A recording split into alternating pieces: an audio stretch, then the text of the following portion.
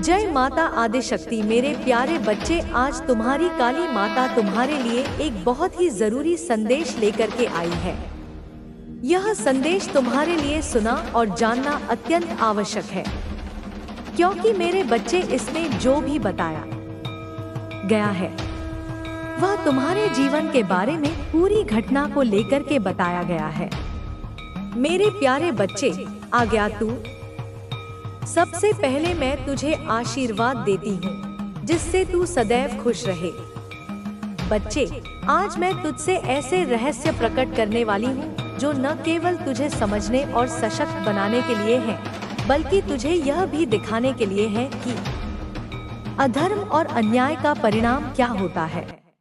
ध्यानपूर्वक सुन, क्योंकि आज मैं तुझे उन बातों से अवगत कराने वाली हूँ जो तेरे लिए महत्वपूर्ण है। यह दिन, यह क्षण, सब कुछ तेरे जीवन का एक नया अध्याय खोलने वाला है। बच्चे, तेरे शत्रु। तूने जीवन भर अपने कर्मों से साबित किया है कि सच्चाई और भक्ति का मार्ग ही सर्वोच्च है। लेकिन कुछ लोग ऐसे भी होते हैं बच्चे, जो इसे समझ नहीं पाते।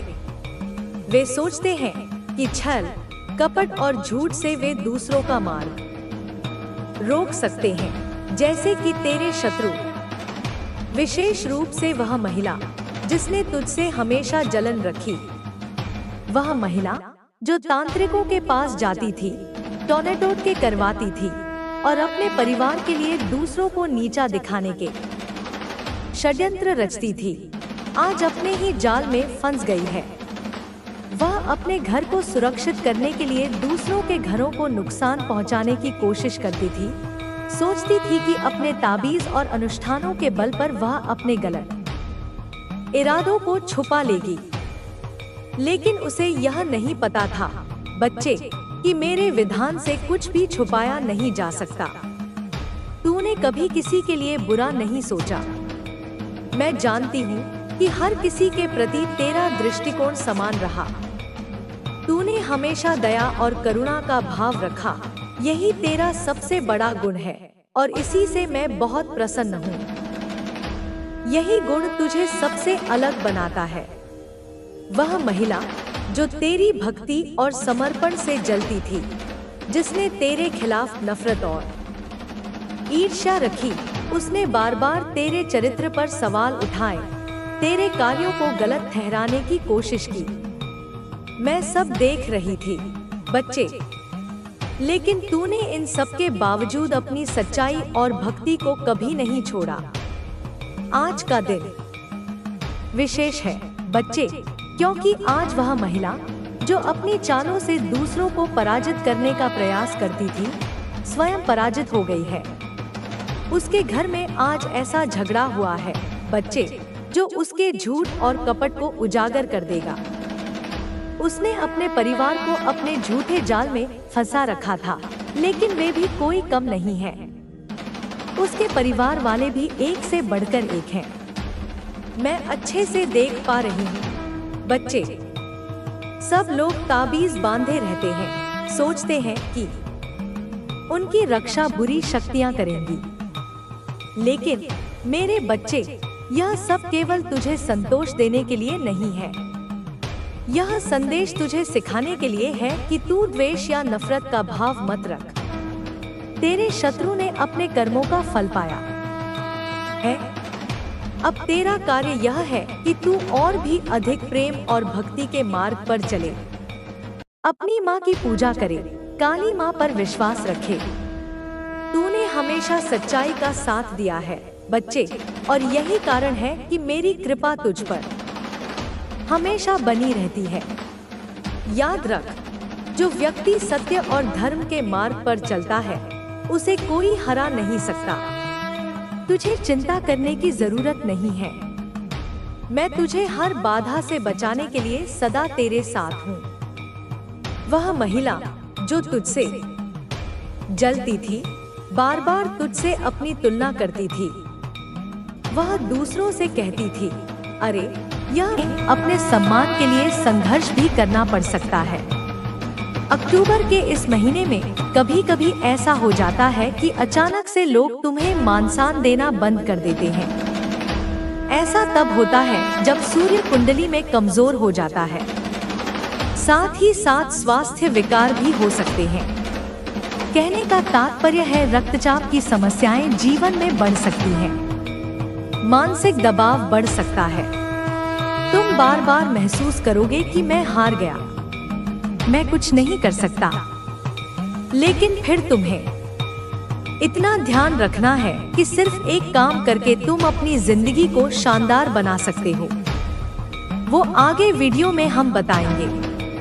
तुम थोड़ा सा समय निकालकर वीडियो को अंत तक देखते रहो। लेकिन इतना ध्यान रखना कि सूर्य के प्रभाव से तुम अपने जीवन में सब कुछ पा भी सकते हो और कैसे पाना है। रोजाना एक लोटा जल सूर्य देवता को चढ़ाना है, सच्चे मन से, सच्ची श्रद्धा से। उसके बाद आत्मविश्वास धीरे धीरे बढ़ने लगेगा, स्वाभिमान धीरे धीरे बढ़ने लगेगा। तुम्हारी पदोन्नति होगी, सम्मान तुम्हें मिलेगा, सार्वजनिक पहचान तुम्हें प्राप्त होगी। लेकिन आज के दौर में जो हमारे युवा हैं, उनकी दिनचर्या बड़ी बिगड़ी हुई है।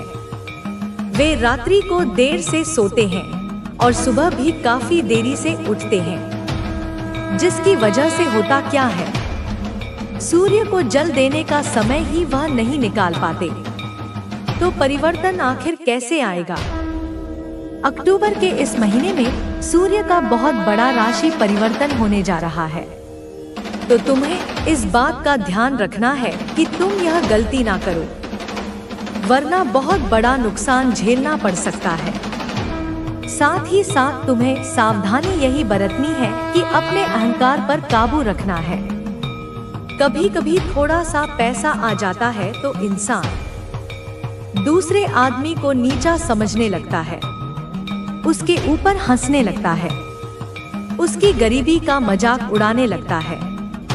दूसरों की भावनाओं का तुम्हें बड़ा सम्मान करना है। देखिए, पृथ्वी गोल है। आज तुम्हारा अच्छा समय है, कल बुरा भी आ सकता है। आज बुरा समय है तो कल अच्छा आएगा। लेकिन हर परिस्थिति में खुद को अहंकार से बचा कर रखना है, क्योंकि यह अहंकार तो महाबलशाली रावण का भी नहीं चला। तो तुम एक साधारण से इंसान हो, इसलिए अहंकार तुम्हें बिल्कुल भी नहीं दिखाना है। और स्वास्थ्य में थोड़े भी परिवर्तन लगते हैं तो तुरंत जांच करवा लेनी है। कई बार हम टाल मटोल कर देते हैं। तुम्हें ऐसा लगता है कि हाथ में दर्द हो रहा है, सीने में दर्द हो रहा है, पैरों में दर्द हो रहा है।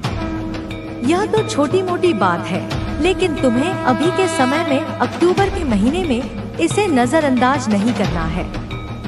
तुम्हें तुरंत जाना है और चेकअप करवाना है, वरना बात आगे गंभीर हो सकती है और बाद में संभलने का भी मौका नहीं मिलेगा। अभी तुम्हारे हाथ में है, तुम इस बात को मानते हो या नहीं मानते हो।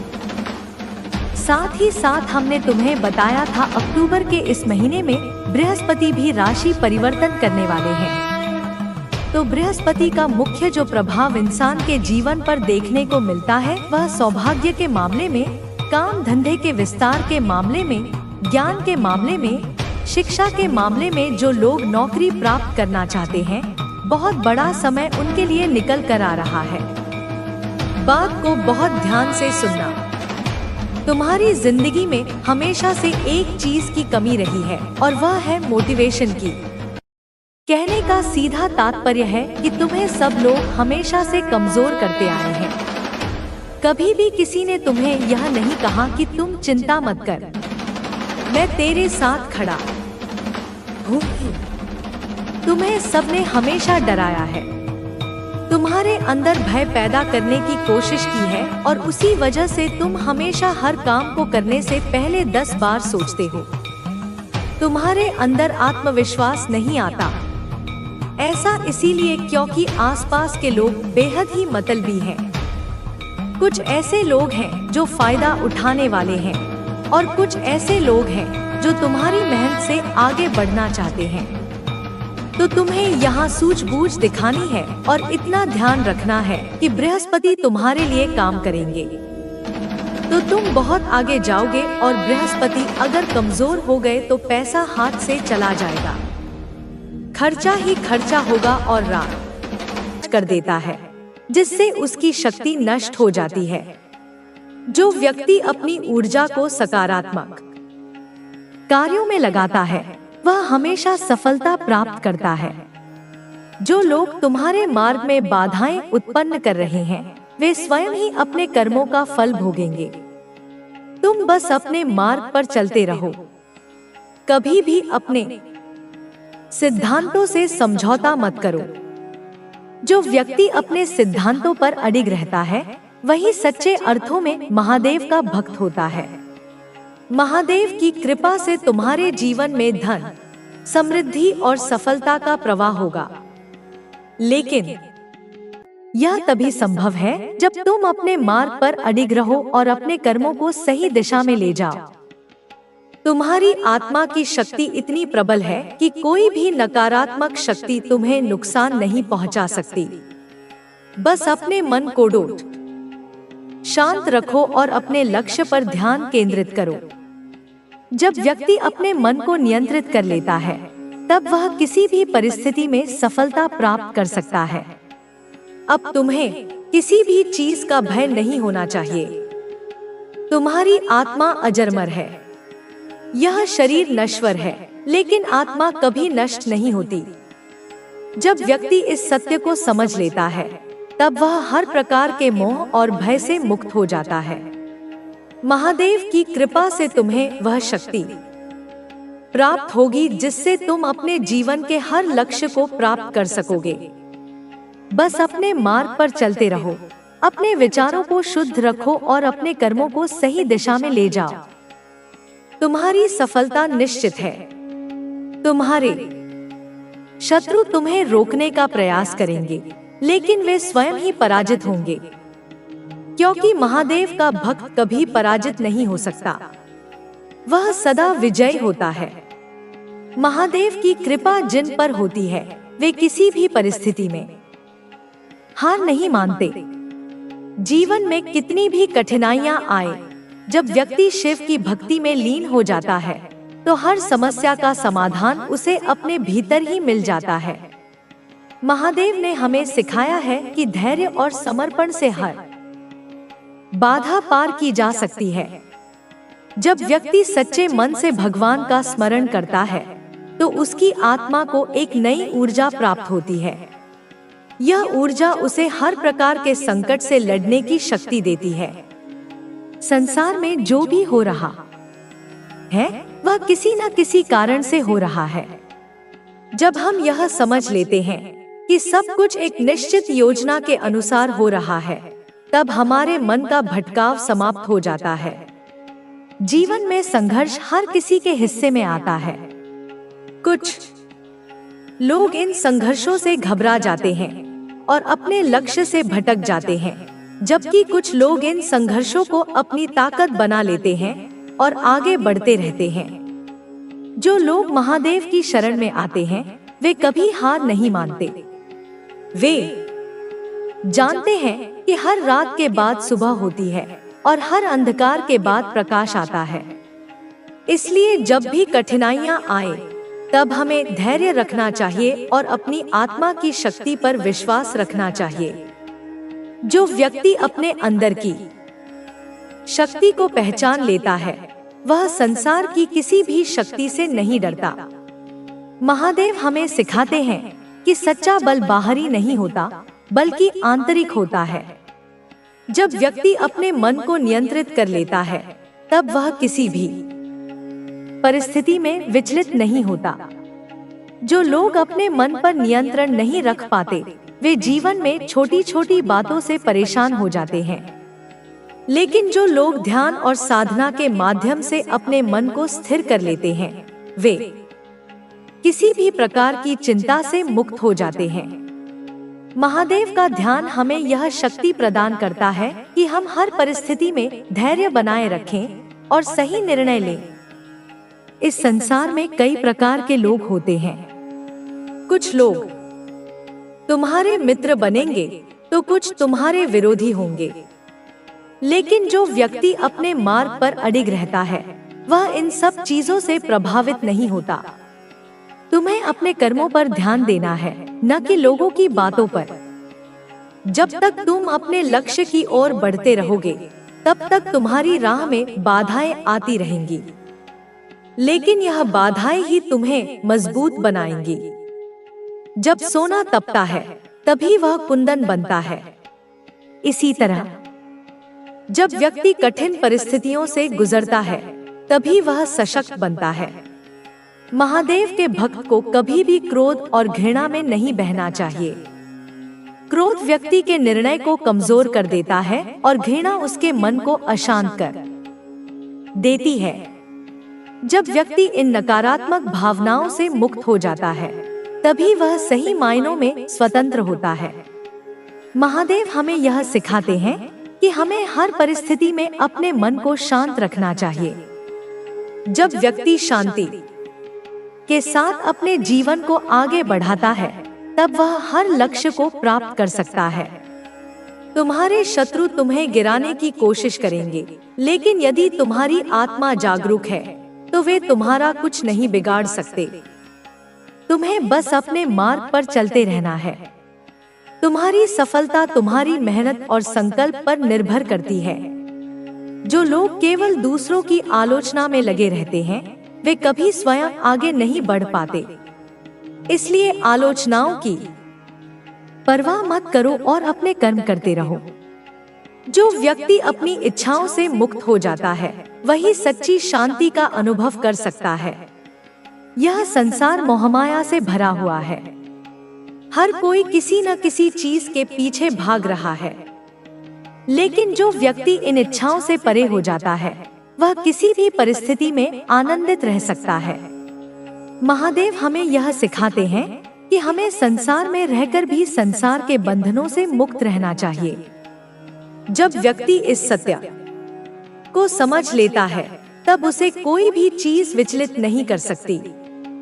इस संसार में हर चीज नश्वर है। जो व्यक्ति इस सत्य को स्वीकार कर लेता है वह किसी भी प्रकार की हानि से भयभीत नहीं होता। जब व्यक्ति यह समझ जाता है कि कुछ भी स्थायी नहीं है तब वह हर परिस्थिति को सहजता से स्वीकार कर सकता है। महादेव हमें यही सिखाते हैं कि हमें अपने जीवन को पूर्णता के साथ जीना चाहिए और किसी भी प्रकार के भय से मुक्त रहना चाहिए। जो व्यक्ति अपने मन को नियंत्रित कर लेता है वह किसी भी परिस्थिति में हार नहीं मानता। जीवन में कई बार ऐसे क्षण आते हैं जब हमें लगता है कि अब आगे बढ़ना संभव नहीं है, लेकिन यदि हम धैर्य बनाए रखें और अपनी आत्मा की शक्ति पर विश्वास करें तो कोई भी बाधा हमें रोक नहीं सकती। महादेव हमें यही सिखाते हैं कि हर परिस्थिति में हमें अपनी शक्ति को पहचानना चाहिए और निरंतर आगे बढ़ते रहना चाहिए। जो लोग तुम्हें रोकने की कोशिश कर रहे हैं वे केवल तुम्हारी परीक्षा ले रहे हैं। यदि तुम इस परीक्षा में सफल हो गए तो तुम्हारी सफलता निश्चित है। महादेव का भक्त कभी भी बाधाओं से डरता नहीं है। वह जानता है कि ये बाधाएं केवल उसे और अधिक मजबूत बनाने के लिए आई हैं। जब व्यक्ति इस सोच के साथ जीवन में आगे बढ़ता है तब वह कभी भी हतोत्साहित नहीं होता। तुम्हारी आत्मा अजरमर है। यह शरीर केवल एक माध्यम है। जब व्यक्ति इस सत्य को समझ लेता है तब उसे किसी भी चीज का भय नहीं रहता। मृत्यु केवल एक परिवर्तन है, एक अवस्था से दूसरी अवस्था में जाने की प्रक्रिया। जो व्यक्ति इस सत्य को स्वीकार कर लेता है वह अपने जीवन को पूरी स्वतंत्रता के साथ जी सकता है।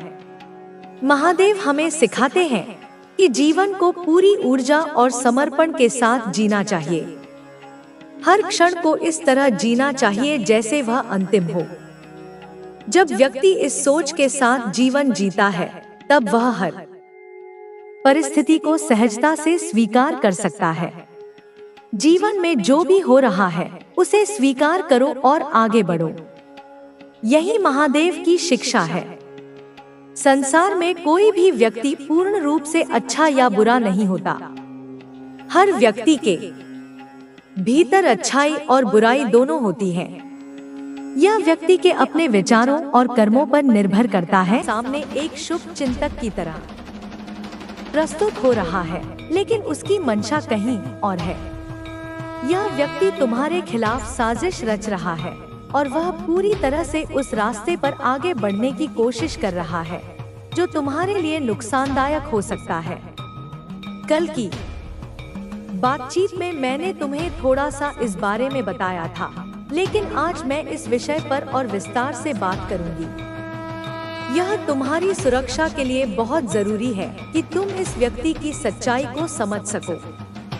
यह व्यक्ति दिखाता है कि वह धार्मिक यात्राओं और पूजा पाठ में लगा हुआ है, लेकिन असल में उसकी योजना कुछ और ही है। इसके साथ ही उसकी घर की एक महिला सदस्य भी इस योजना में पूरी तरह से शामिल है। वह महिला लगातार उसे यह सलाह देती है कि वह तुम्हारे खिलाफ और भी कई कदम उठाए। यह महिला तुम्हारे सामने तो मीठी बातें करती है और तुमसे अच्छे संबंध बनाने की कोशिश करती है, लेकिन जैसे ही तुम उसकी नजरों से दूर होते हो, वह तुम्हारी बुराई करने लगती है। वह तुम्हारे खिलाफ लोगों को भड़काने की कोशिश करती है और तुमसे जुड़ी झूठी बातें फैलाती है। यह महिला तुम्हें केवल एक छवि दिखाती है, लेकिन असल में वह तुमसे नफरत करती है और तुम्हारी छवि को नकारात्मक रूप से प्रस्तुत करती है। तुम्हारे बारे में झूठ बोलकर वह लोगों को प्रभावित करने की कोशिश करती है। वह ऐसी जगहों पर जाती है जहां वह अपनी बातों को बढ़ा चढ़ा कर रखती है और यह लोगों को तुम्हारे खिलाफ भड़काती है। वह चाहती है कि तुम असफल हो जाओ और तुम्हारा जीवन कठिन हो। मुझे अपनी दिव्य दृष्टि से यह सब नजर आ रहा है और मैं तुम्हें सचेत करना चाहती हूँ कि इस महिला का असर तुम्हारे जीवन पर न पड़े। वह महिला कुंभ मेले की ओर भी अपनी योजना लेकर जा रही है। वहाँ उसे उम्मीद है कि वह किसी ऐसे तांत्रिक या साधु से संपर्क करेगी जो तुम्हारी सारी ताकतों को नष्ट कर सके। उसने यह भी सुना है कि एक विशेष साधु से संपर्क करके वह अपने शत्रु को मिटा सकती है। यह पूरी योजना उसी महिला ने बनाई है और वह अपने परिवार के अन्य लोगों को भी इस रास्ते पर ले जाने की कोशिश कर रही है। उनकी योजना अब पूरी हो चुकी है और वे कुंभ मेला जाने की तैयारी कर रहे हैं। उनके मन में केवल यही उद्देश्य है कि वे एक ऐसे साधु से संपर्क करें जो उन्हें शक्तिशाली बना सके और उनके शत्रु यानी तुम्हें समाप्त कर सके। वे यह सोचते हैं कि कुंभ का मेला उनके लिए सबसे अच्छा मौका है, क्योंकि वहां उन्हें कोई ऐसा तांत्रिक या नागा साधु मिल सकता है जो उनकी मदद कर सके। अब उनके परिवार में पूरी तरह से एकमत होकर यह योजना बनाई जा चुकी है। महिला ने अपने परिवार से कहा है कि अब और इंतजार नहीं करना चाहिए, क्योंकि यह उनका अंतिम मौका है। वह विश्वास करती है कि कुंभ मेला उनके लिए एक वरदान साबित हो सकता है और वहां वह किसी ऐसे तांत्रिक से मिलकर अपनी समस्याओं का समाधान पा सकती है। इन लोगों की हर चाल को मैं देख रही हूँ। बच्चे, उनके हर कदम पर मेरी शक्तियाँ उन तक पहुँच रही हैं। इनकी हर गतिविधि को मैं नियंत्रित कर रही हूँ और तुम्हें सुरक्षित रखने के लिए मुझे जो भी कदम उठाने होंगे मैं उठाऊंगी। तुम निश्चिंत रहो, क्योंकि मैं सदैव तुम्हारे साथ हूँ। अब इन लोगों ने क्या योजनाएं बनाई हैं, यह मैं तुम्हें विस्तार से बताती हूँ। जैसे ही वे प्रयागराज पहुँचेंगे, उनका सबसे पहला कदम यही होगा कि वे वहां किसी तांत्रिक या नागा साधु से मिलकर उनसे मदद मांगेंगे। उस साधु ने उन्हें आश्वासन दिया है कि वह किसी भी कीमत पर तुम्हारी शक्ति को नष्ट कर देगा। यह उनके लिए अंतिम उपाय है और वे इसे पाने के लिए कुछ भी कर सकते हैं। तुम्हारे दुश्मन यह मानते हैं कि कुंभ मेला उनके लिए एक बड़ा अवसर है। वे समझते हैं कि वहाँ कोई शक्तिशाली साधु मिलेगा जो उन्हें वो शक्ति दे सके जिसकी उन्हें आवश्यकता है। उनका उद्देश्य केवल तुम्हारे जीवन को नष्ट करना है। लेकिन बच्चे, मेरी शक्तियाँ तुम्हारे साथ हैं और ये लोग जितने भी प्रयास करेंगे वे सफल नहीं हो पाएंगे। उनका विश्वास इस नागा साधु पर है और वे यह सोचते हैं कि वह सब कुछ बदल सकता है। लेकिन जब साधु को यह पता चलेगा कि तुम पर मेरी कृपा है तो वह खुद डर के मारे भाग जाएगा। उनकी हर योजना विफल हो जाएगी क्योंकि कोई भी नकारात्मक शक्ति काली माँ की शक्तियों के सामने नहीं टिक सकती। तुम्हें डरने की कोई जरूरत नहीं है बच्चों। मैं तुम्हारी रक्षा के लिए हमेशा तुम्हारे पास हूँ। यह साधु चाहे कितना भी शक्तिशाली क्यों न हो, तुम्हें नुकसान नहीं पहुंचा सकता। मेरी शक्तियाँ तुम्हारे चारों ओर एक सुरक्षा कवच बना चुकी है और कोई भी नकारात्मक ऊर्जा तुम्हारे पास नहीं आ सकती। इन लोगों के पास जो भी योजना है वह पूरी तरह से विफल हो जाएगी।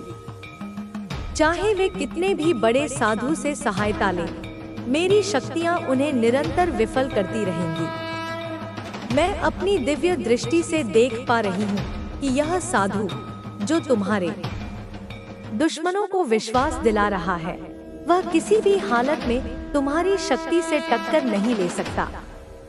तुम्हें चिंता करने की आवश्यकता नहीं है बच्चों। मेरा आशीर्वाद तुम्हारे साथ है और मैं तुम्हारी रक्षा करूंगी।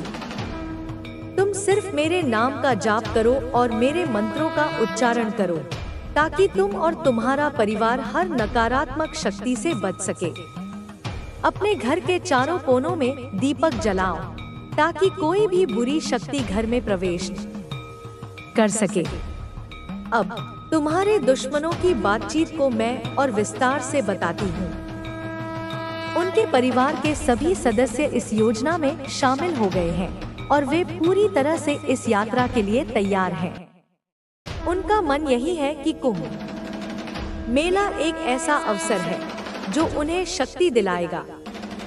वे मानते हैं कि वहाँ किसी साधु से मिलने से उनका लक्ष्य पूरा होगा और वे तुम्हें पूरी तरह से नष्ट कर देंगे। यह परिवार पहले ही तय कर चुका है कि वे प्रयागराज में किस स्थान पर मिलेंगे और वहाँ से आगे का रास्ता तय करेंगे। वे चाहते हैं कि नागा साधु उन्हें वह शक्ति दे जो उन्हें तुम्हारी हार को सुनिश्चित करने में मदद कर सके। लेकिन बच्चे, यह सब कुछ भी उनके लिए सफल नहीं होने वाला। तुम पर मेरी दिव्य कृपा है और यह सब कुछ उन्हें पता नहीं चल पाएगा। जब वह साधु तुम्हारे बारे में जानेंगे तो वह अपने रास्ते से हट जाएंगे। तुम्हारे दुश्मनों की सारी योजनाएं विफल हो जाएंगी। तुम बिल्कुल बेफिक्र रहो क्योंकि मैं सदैव तुम्हारे साथ हूँ। तुम्हारे घर के हर कोने में, हर हिस्से में मेरी शक्ति फैली हुई है। तुम जो कुछ भी करते हो उसमें मेरी ऊर्जा तुम्हारे साथ है। कोई भी तांत्रिक साधु या नागा साधु तुम्हारे खिलाफ काम नहीं कर सकता, इसलिए तुम्हें चिंता करने की जरूरत नहीं है। बस मेरी पूजा करो और तुम देखोगे कि कैसे तुम्हारे जीवन में सकारात्मक बदलाव आते हैं। यह जो भी बुरी शक्तियाँ तुम्हारे खिलाफ काम कर रही हैं, वे सब समाप्त हो जाएंगी। तुम बस अपने विश्वास को मजबूत रखो और मैं हमेशा तुम्हारी मदद के लिए मौजूद हूँ। तुम्हारे जीवन में बहुत जल्दी बदलाव आने वाला है। अगले कुछ दिनों में तुम्हारे लिए खुशखबरी आ सकती है क्योंकि मेरी शक्तियाँ तुम्हारे साथ हैं। तुम बस ध्यान रखो कि हर कदम पर मेरी शक्ति तुम्हारे साथ है। तुम चिंता मत करो बच्चे। चाहे तुम्हारे दुश्मन कितना भी कोशिश करें, उनका कोई भी कदम सफल नहीं होगा। मैं काली माँ हूँ और तुम्हारी सुरक्षा हमेशा मेरी जिम्मेदारी है। बच्चे, अब मैं तुझे और भी विस्तार से बताती हूँ कि क्या चल रहा है। इस परिवार में हुई बातचीत से मैं साफ साफ देख पा रही हूँ कि उनके इरादे बहुत गहरे हैं। वे कुंभ मेले को अपनी आखिरी उम्मीद मान रहे हैं। वे यह मानते हैं कि वहां पहुंचने के बाद ही उनकी सारी परेशानियां हल हो सकती हैं और वे अपनी योजनाओं को लागू कर सकेंगे। उनकी योजनाओं को लेकर वे सब कुछ पहले से तय कर चुके हैं। वे सोचते हैं कि जब वे वहां पहुंचेंगे तो सबसे पहले एक तांत्रिक या नागा साधु से संपर्क करेंगे। उन्हें पूरी उम्मीद है कि ये लोग उनकी मदद करेंगे और उनकी हर परेशानी का हल देंगे। खासकर उस महिला ने जो योजना बनाई है वह पूरी तरह से इस बात पर निर्भर करती है कि वे कुंभ में किसी शक्तिशाली साधु से संपर्क कर सके। इस परिवार के बीच की चर्चा में यह भी सामने आता है कि पहले तो महिला का पति इस मामले में ज्यादा दिलचस्पी नहीं दिखा रहा था, लेकिन अब वह पूरी तरह से उसकी बातों में आ चुका है। वह अब इस योजना को लेकर पूरी तरह से सहमत है। उसने कहा है कि अब हम इस बार कोई गलती नहीं कर सकते। हमें पूरी तैयारी के साथ चलना होगा ताकि कोई भी कदम गलत न हो और हमारी योजना सफल हो। जब वे कुंभ मेला पहुंचेंगे तो वे वहां के साधुओं से मिलने जाएंगे। महिला ने अपने परिवार से कहा है कि वे सबसे पहले उन साधुओं से मिलकर उन्हें सब कुछ बता देंगे और फिर वे जो निर्देश देंगे उनका पालन करेंगे। उन्होंने तय किया है कि वे वहां जाकर पहले गंगा स्नान करेंगे ताकि शुद्ध हो जाएं और फिर अपनी योजना को लागू करने के लिए अपने अगले कदम की दिशा तय कर सकें। इस बीच उनके बच्चों ने भी इस विषय पर विचार करना शुरू कर दिया है। उनका एक बेटा या बेटी जो पहले इस तरह की योजनाओं में रुचि नहीं रखते थे, अब पूरी तरह से इस साजिश में शामिल हो गए हैं। वे अब यह सवाल उठाने लगे हैं कि क्या इस साधु से मिलने के बाद सचमुच उनकी परेशानी